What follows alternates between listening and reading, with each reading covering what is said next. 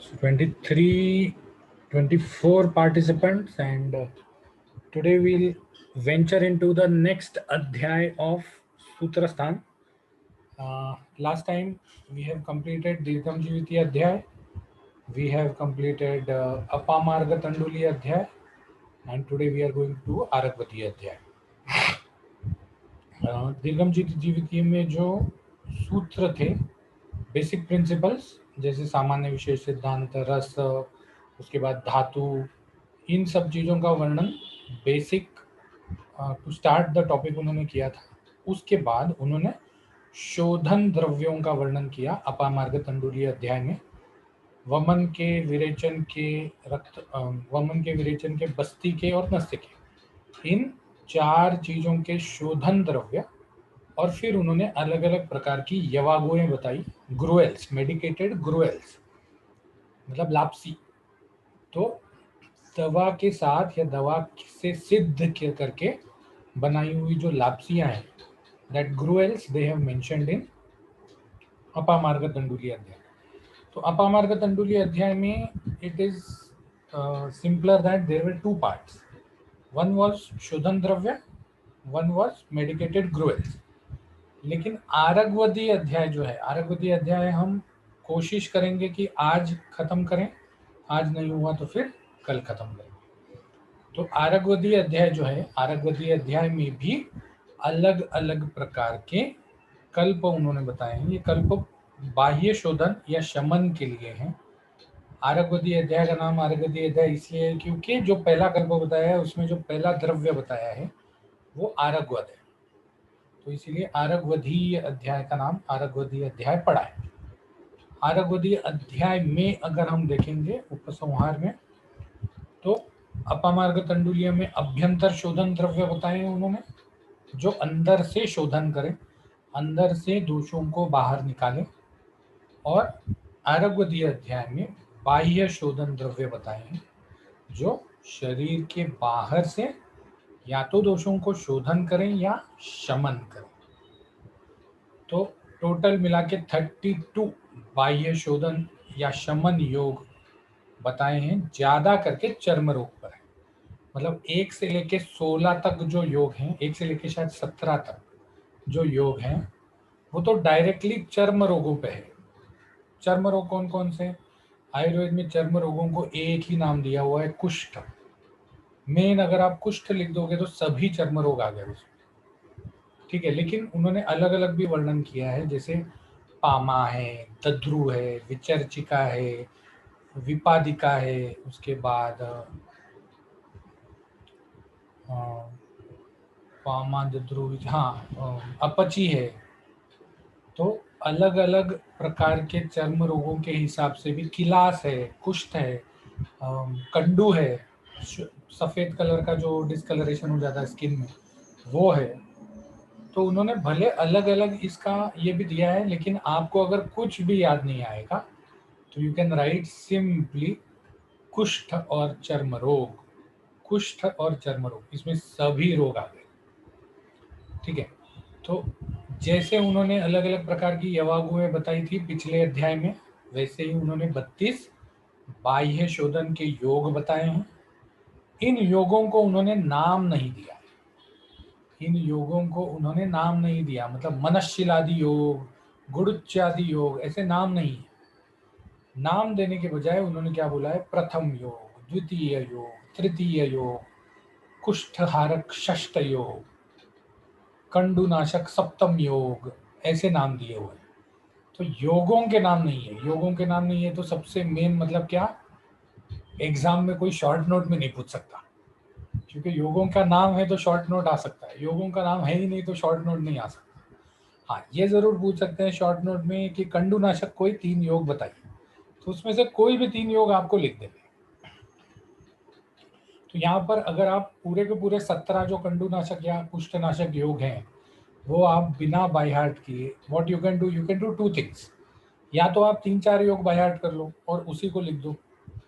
दूसरा एक ऑप्शन आपके पास ये भी होता है कि जो कॉमन द्रव्य हैं, अब जैसे शिरीष है, या फिर आरगवद है, या हरिद्रा है, या मुस्ता है, या पटोल है,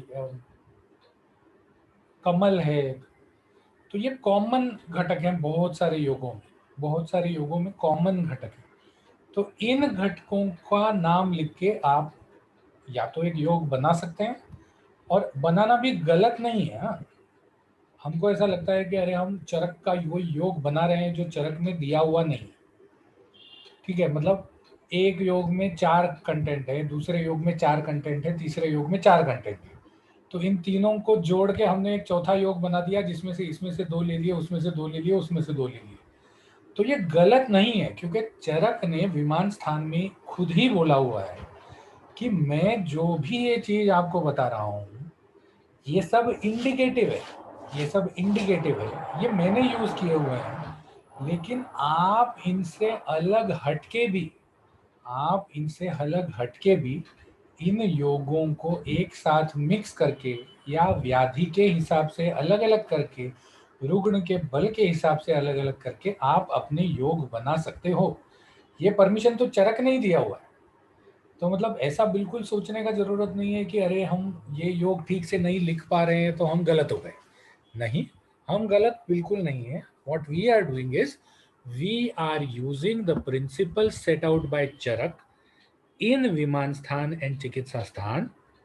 विमान और चिकित्सा में जो चरक ने ही प्रिंसिपल बताए हैं, उन्हीं के आधार पे हम योगों को रोग के, व्याधि के, रुग्ण के अग्नि बलानुसार यूज कर रहे हैं, ठीक है। और what we are reading the Samhita for, we are reading the Samhita for understanding the siddhanta, understanding the principle. तो अगर हमने प्रिंसिपल के हिसाब से लिख दिए तो हमसे मार्क कोई नहीं छीन सकता। तो योगों के नाम नहीं दिए हैं, ये एक प्लस पॉइंट है। घटक द्रव्य बताए हैं और इनके फल का वर्णन बताया है। अलग अलग घटक, घटक मतलब इंग्रेडिएंट, इंग्रेडिएंट्स ऑफ डिफरेंट योग बताए हैं और इनके फल का वर्णन किया है। फल मतलब कौन सा कल्प या कौन सा योग यूज करने से क्या फायदा होता है। इसका भी मैंने आपको एक लाइन में बता दिया कि अगर आपको कोई भी फायदा याद नहीं आए तो सिंपल सा चीज है, कुष्ठ, अलग अलग कुष्ठ और चर्म रोगों में इस्तेमाल करने को बोला गया है। अलग अलग कुष्ठ और चर्म रोगों में इस्तेमाल करने को बोला गया है। This line you should remember, ठीक है। तो इनमें से कुछ योग जो हैं वो आज भी इस्तेमाल होते हैं, मतलब टाइम पे इतने खरे उतरे हैं कि आज भी बहुत सारे वैद्य जो हैं वो चरकोक्त आरग्वधीय अध्याय के अलग अलग योग यूज होते हैं, करते हैं। स्पेसिफिकली किसमें, जैसे वात रक्त का योग है तो वात रक्त का योग आज भी यूज होता है। उसके बाद कंडुघ्न योग है, आज भी यूज होता है। तो बहुत सारे योग हैं जो यूज होंगे, और जैसे जैसे हम पढ़ना चालू करेंगे आपको इसमें से सिद्धांत समझ में आ जाएगा।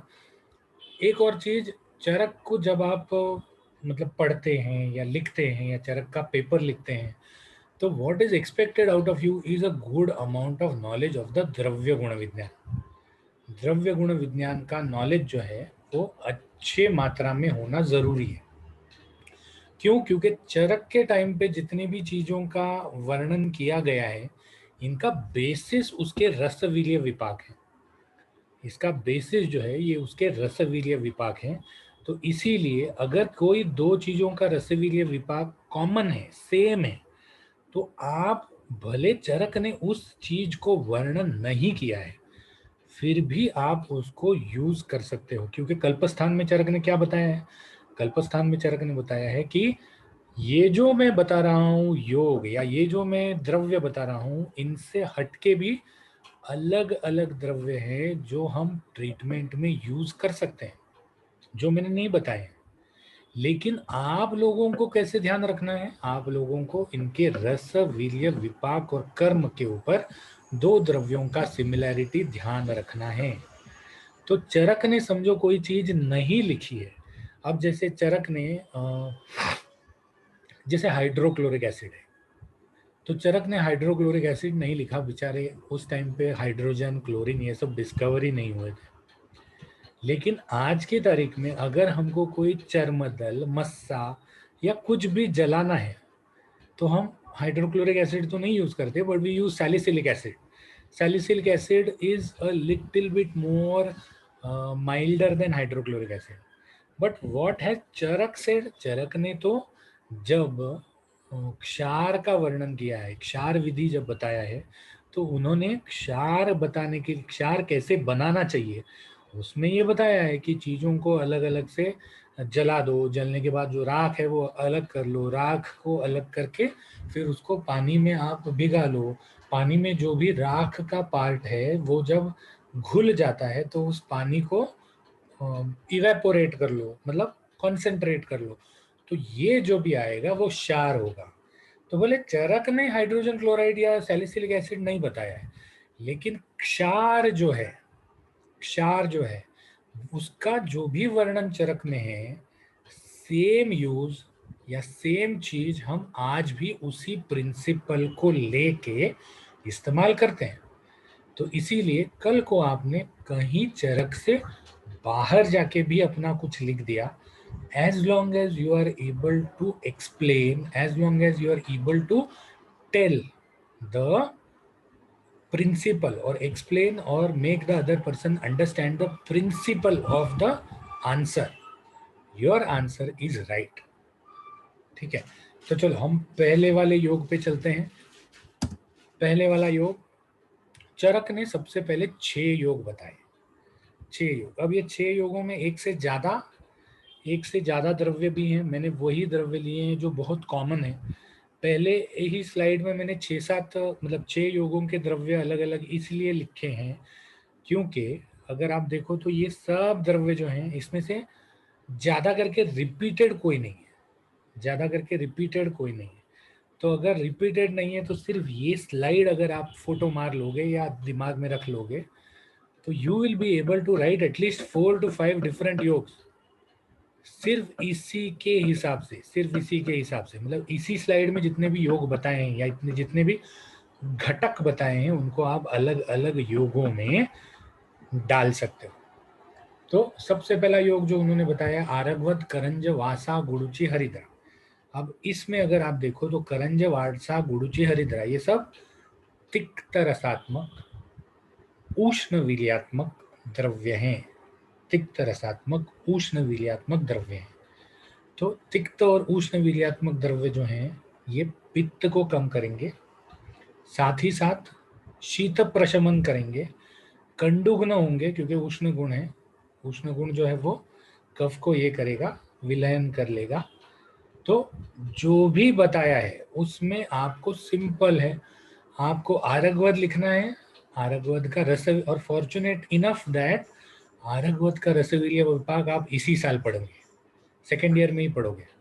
तो आरगवद का रसवीर्य विपाक लिखना है और उसके गुण लिखने हैं, उसके गुण लिखने हैं। This is for a long answer. Short answer आया तो कैसे लिखना है मैंने आगे वाली स्लाइड में बताया है। तो गंध पिरोजा, देवदार, खदीर, निम्ब और विडंग। अब यहाँ देखो, यहाँ ज्यादा करके द्रव्य जो है वो निम्ब, खदीर ये सब शीत वीर्यात्मक द्रव्य है। भोजपत्र, गुग्गुल, भोजपत्र मतलब भुर्जपत्र जिसपे ग्रंथ लिखे जाते थे वो, भोजपत्र, गुग्गुल और लहसुन, शिरीष, शिरीष का तो खैर ये नहीं, लेकिन लहसुन, गुग्गुल और भोजपत्र ये उष्ण वीर्य वाले हैं और ये रुक्ष गुणात्मक हैं। भुर्जपत्र भी रुक्ष है, गुग्गुल भी रुक्ष है और लहसुन भी रुक्ष है। तो यहाँ पर सिंपल सा चीज है कि इनके रुक्ष गुण से एक्सपेक्टेड है। रुक्ष गुण से क्या, रुक्ष गुण से एक्सपेक्टेड ये हो सकता है कि अगर किसी किसी जगह पर ज्यादा स्राव आ रहा है तो वृक्षता से रुक जाए, अगर कोई फोड़ी फूट नहीं रही है तो वृक्षता से फूट जाए, कहीं स्नेहन ज़्यादा हो गया है तो उस स्नेहन के लिए वृक्षता, या फिर अगर चमड़ी में स्नेह ज़्यादा है तो उसमें ये लेप काम कर सकता है। तो this is how you have to apply a little bit of dravya guna along with the content, क्योंकि चरक ने तो इसमें कुछ नहीं बताया कि भोजपत्र, गुग्गुल ये सब क्यों है। उसने तो बता दिया भोजपत्र, गुग्गुल, शिरीष, लहसुन ये वो, इसको एक साथ करके आप समभाग पीस के कपड़छन करके उसको तेल में डाल के तेल में उसका लेप बना के शरीर पे लेप लगा दो, ऐसा चरक ने बोल दिया। तो this is how you are going to write. See ये सब मतलब पिछला अध्याय और ये अध्याय, फर्स्ट अध्याय में मैंने बहुत सारा टाइम लिया. I spent 7 lectures on the first अध्याय. क्यों? बिकॉज इट कंटेन्ड सिद्धांत. सेकेंड और थर्ड अध्याय में फास्ट इसलिए ले रहा हूं क्योंकि इसमें कोई सिद्धांत नहीं है. दीज आर अध्याय फॉर रेफरेंस. अध्याय फॉर रेफरेंस ड्यूरिंग प्रैक्टिस. अगर आपको चाहिए कोई कंडुग्न लेप तो सिंपल है, चरक खोलो, चरक सूत्र स्थान का तीसरा अध्याय खोलो. वहां पर पहले 17 में से जो भी द्रव्य आपके पास है आप एक साथ करो और दे दो, खत्म. इट इज एन अध्याय फॉर रेफरेंस. पेशेंट पूछने थोड़ी वाला है कि सर भुज पत्र क्यों दिया आपने, भुर्ज पत्र का रसवीर्य विपाक आप बताइए. ऐसा कुछ नहीं पूछने वाला. तो सिंपल है, दीज आर अध्याय फॉर रेफरेंस. तो जो रेफरेंस वाले अध्याय हैं उनका एग्जामिनेशन में ज्यादा यूज नहीं होता, बट उनका प्रैक्टिस में अच्छा यूज होता है. प्रैक्टिस में अच्छा होता है लेकिन एग्जामिनेशन में ज्यादा यूज नहीं होता. मेरे हिसाब से पिछले 10 सालों में मैंने शायद एक आध बार सवाल देखा होगा इस अध्याय पे. सिर्फ एक बार इस अध्याय पे सवाल देखा होगा. बाकी ये अध्याय सवाल के लिए यूज नहीं होता. But telling the same time, क्या पता कल को कोई वाइवा में भी पूछ सकता है. तो it is always better that you know a generalized outline of the chapter कि सर ये अध्याय में ये बताया गया है. 32 प्रकार के लेप बताए हैं, उसमें से कुछ लेप कंडुग्न है, कुछ लेप किलास के लिए, कुछ लेप इंद्रलुप्त के लिए, कुछ लेप सफेद कलर का जो डिस्कलरेशन हो जाता है उसके लिए. तो this you should be able to tell. कुछ लेप, भले फिर वो कंटेंट पूछे तो 4-5 कंटेंट आप वाइवा में बता सकते हो. उसके बाद चौथा लेप उन्होंने बताया वत्सक, सप्तपर्ण, कुष्ठ और चमेली. चमेली is also one of the things which is used. मतलब राजस्थान वगैरह साइड में तो चमेली का तेल स्किन में बहुत सारा यूज होता है, स्किन डिसऑर्डर्स में. वच्चा, हरेणु, त्रिवृत्त और भल्ला तक. अब यहाँ देखो ये सब उष्ण वीर्य हैं, तीक्ष्ण. त्रिवृत्त, भल्ला तक, वचा, ये सब उष्ण तीक्ष्ण द्रव्य हैं. तो इसमें से जो निकलेगा दीज आर नॉट फॉर पित्तज व्याधि, या दीज आर नॉट फॉर पित्त से होने वाले चर्म रोग. ये कफ से होने वाले चर्म रोग या वात से होने वाले चर्म रोगों के लिए हैं. छठवां उन्होंने बताया मनशील. अब मनशील is not a herbal item. मनशील इज अ मिनरल आइटम. ऊपर जितने भी लिखे हैं सब हर्बल थे. मनशील was the first drug introduced in this अध्याय which is of a mineral origin. Mineral origin जमीन के नीचे मिलता है. इला मतलब इलायची. अर्जुन, गृहधूम. गृहधूम मतलब जो हमारे घर में कोने कोने में ये होता है ना, जाला. मकड़ी का जाला नहीं है, जो कोने कोने में धूल का झाला होता है, वो झाला जो है उसको गृहधूम बोलते हैं. मतलब जिसमें घर की धूल जमा होती है, दैट इज गृहधूम. और मुस्ता. तो ये 6, मतलब आउट ऑफ 32 6 हमने कंप्लीट कर लिए. अब इसका निर्माण विधि, 6 में से कोई भी एक कल्प लेके गाय के पित्त, जिसको गोरोचन भी बोलते हैं, गोरोचन, गाय का पित्त मतलब गॉल स्टोन और the bile of a cow. तो गाय के पित्त के साथ साथ पीसें, गाय के पित्त के साथ पीसें, सरसों के तेल में मिलाएं और उसको द्रव रूप बना के स्टोर करके रख दें. So what is expected out of these 6? The mode of action is lipid. Mode of action is lipid. यहाँ कहीं भी उन्होंने पानी डालने को नहीं बोला है. What is bile? Bile is highly lipidous. मतलब ज़्यादा लिपिड्स होते हैं बाइल में. और बाइल का एक और ये है कि it is a saponifying agent. First year में पढ़ा होगा. Bile is a saponifying agent, मतलब जो लिपिड्स को छोटे छोटे चीजों में टुकड़े कर दे. तो सरसों का तेल इज अ लिपिड, गाय का पित्त इज अ सैपोनिफाइंग एजेंट. इन दोनों को जब आप मिक्स कर दोगे तो जो भी मेडिकल कंटेंट्स या मेडिकल इंग्रेडिएंट्स या मेडिकल एक्टिव्स जो उस तेल में आए होंगे, उनका छोटा छोटा गोला बन के it will be very easy to apply. Okay, तो ये पहले 6 का निर्माण विधि हो गया. अब ये 6 के उपयोग. ठीक है, ये सेम उपयोग आप 1 से 17 में लिख सकते हो, कोई प्रॉब्लम नहीं. फ्रॉम योग नंबर 1 to योग number 17, more or less the upayog or the uses of the योग mentioned in the आरगवधीय अध्याय are the same. सबसे पहला कुष्ठ, मैंने बता दिया कि चर्म रोगों में आयुर्वेद में जितने भी स्किन डिसीजेस हैं सबको एक कॉमन टर्म दिया गया है, दैट इज कुष्ठ. कुष्ठ कुष्ठ फिर से 2 प्रकार का होता है, क्षुद्र कुष्ठ, महाकुष्ठ. क्षुद्र कुष्ठ फिर अलग 11 प्रकार के होते हैं, महाकुष्ठ अलग 8 प्रकार के होते हैं. तो टोटल मिला के 19-20 कुष्ठ आयुर्वेद ने बताए हैं. बट व्हेन यू से कुष्ठ, you are incorporating all the diseases in the skin disease category. तो इसीलिए सिर्फ कुष्ठ भी अगर लिखा तो भी आपका सही है. Out of 1 you will get half mark. But for getting 1 mark, then what? Class, दद्रु, पामा, इंद्रलुप्त. पामा मतलब स्केबीज. ठीक है, दद्रु मतलब टाइप ऑफ एक्जिमा.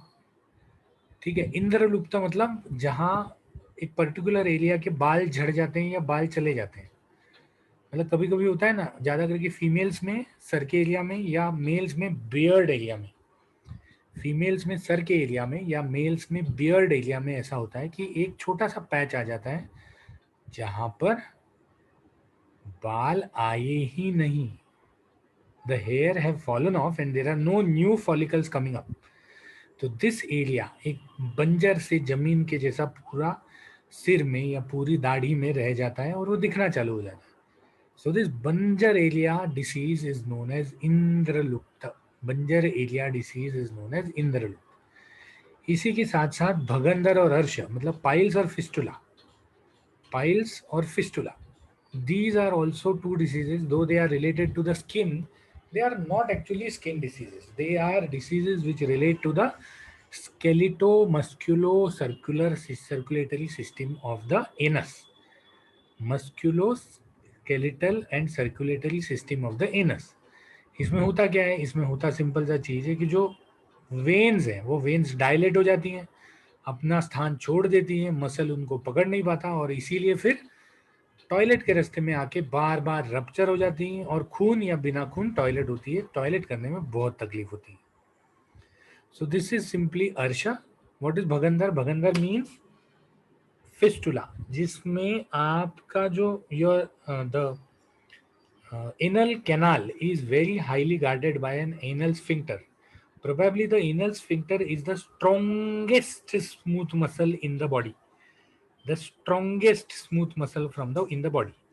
तो जब ये स्मूथ मसल जो है वो कट जाता है या फट जाता है, ये ठीक तरह से काम नहीं कर सकता, तभी भगंदर होता है, जिसमें क्या हो जाता है कि internal lining of the rectum is damaged और डैमेज होने की वजह से it pens a lot and sometimes it bleeds a lot. उसके बाद चर्मकीला. चर्मकीला मतलब मस्सा, अलग अलग टाइप के मस्से. और अपची. अपची मतलब ऐसी ग्रंथियां जो पक नहीं रही. यूजुअली हमको जब ग्रंथि आती है, अब सबको पिंपल आता है, तो पिंपल कैसा होता है? पहले हार्ड होता है, उसके बाद धीरे धीरे उसमें येलो कलर बढ़ना चालू हो जाता है और वो फाइनली वो जो येलो कलर पड़ा हुआ है वो फिक्स हो जाता है. उसके बाद ना साइज में बढ़ता है और ना शेप में बढ़ता है. तो वैसे ही अपची भी एक ऐसी गांठ है जो गांठ तो है बट जो बढ़ती नहीं है, जो पकती नहीं है. तो ऐसे गांठ को पकना या बढ़ने के लिए इसमें उष्ण तीक्ष्ण अलग अलग लेप बताए हैं, जो हमने देखे थे शायद 4 या 5 नंबर पे था. 5 नंबर पे था वच्या हरेणु त्रिवृत्त भल्ला तपाल. तो ऐसे लेप बताए हैं जो उष्ण तीक्ष्ण हैं, जो उस अपची में पित्त की वृद्धि करेंगे और पाक को इंट्रोड्यूस करेंगे, पाक को इंट्रोड्यूस करेंगे। तो अब सबसे इंपॉर्टेंट स्लाइड, इस चैप्टर की सबसे इंपॉर्टेंट स्लाइड, किसी भी लेप योग का एग्जाम में वर्णन कैसे करना है। I am sure everybody in this lecture wants to know this slide, बाकी तो पढ़ लेंगे सर, ये बता दो। तो सिंपल है, इसमें कोई 5 या 7, मतलब 7 मार्क का भी नहीं आएगा तो 5 मार्क का आएगा। 5 मार्क से ऊपर कोई भी योग नहीं आने वाला। तो 5 मार्क के लिए पूरा अध्याय पढ़ना, whether it is really important और नॉट इंपॉर्टेंट। तो सिंपल है, सबसे पहले अगर आपको कोई भी चीज या कोई भी लेप का मतलब क्वेश्चन पूछे तो the first thing you should write is sandarbh. ध्यान रखिए, when I am telling you this, I am telling you how to write the answer without deviating from the topic. How to write the answer without deviating from the topic. Now what is this? कल को कोई आदमी शादी के लिए लड़की देखने गया, लड़की ने चाय के कप बाहर लाए, उसने चाय के कप रख दिए, उस आदमी ने उस लड़की के पास देखा, लड़की तो बहुत सुंदर थी, लड़की बहुत सुंदर थी। आपको शादी किससे करनी है? लड़की से करनी है। ज्यादा से ज्यादा आप पीछे कहाँ जा सकते हो कि भाई जिसकी माँ सुंदर वो लड़की सुंदर, जिसकी माँ सुंदर वो लड़की सुंदर। तो यू कैन रिलेट और गो बैक वन स्टेप और go ahead one step. Either you can go back one step कि माँ सुंदर थी इसीलिए लड़की सुंदर है, या फिर you can go ahead one step which is कि मैं इससे शादी करूंगा तो मेरी बेटी भी सुंदर पैदा होगी।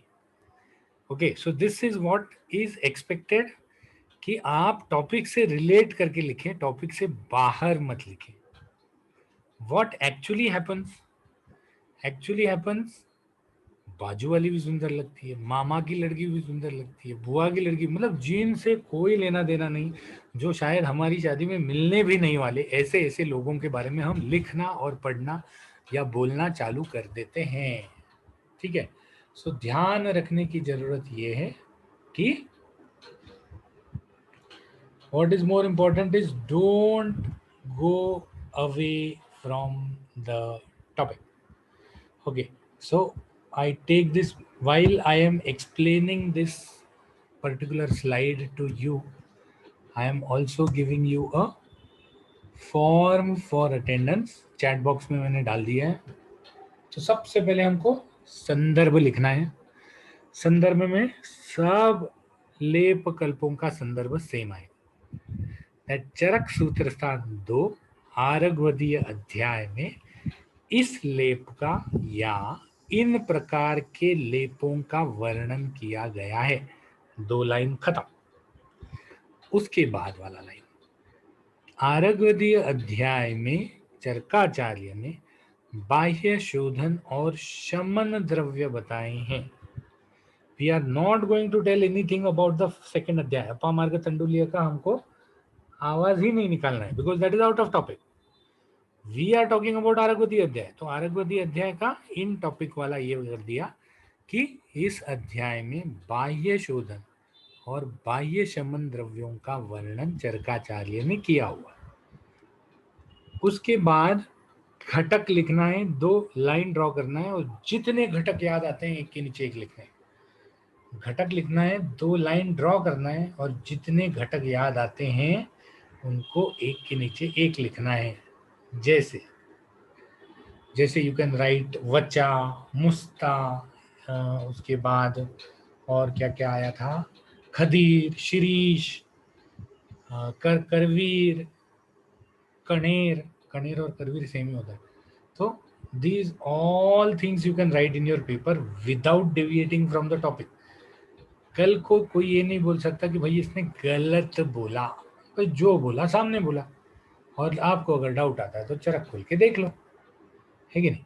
तो घटक द्रव्य लिखने हैं अगर टाइम रहे, या अगर ज्यादा मार्क के लिए क्वेश्चन आया है तो ये घटक वाला जो चीज है इसको आपको जरूर से डिटेल करना है, बाकी कहीं भी डिटेल करने का जरूरत नहीं है, लेकिन घटक वाली चीज को डिटेल करने का जरूरत है कि भाई कंडो में लिखा है तो जितनी भी द्रव, और डिटेल कैसे करेंगे, डिटेल कैसे करेंगे, जब मैंने कंडुग्न, हृदय शूल वाला, ये सब जो भी टॉपिक्स हैं, ये जब मैंने अभी इसी लेक्चर में बता दिए, वैसे ही आप प्लस माइनस करके उसको कंट्रोल कर सकते हो।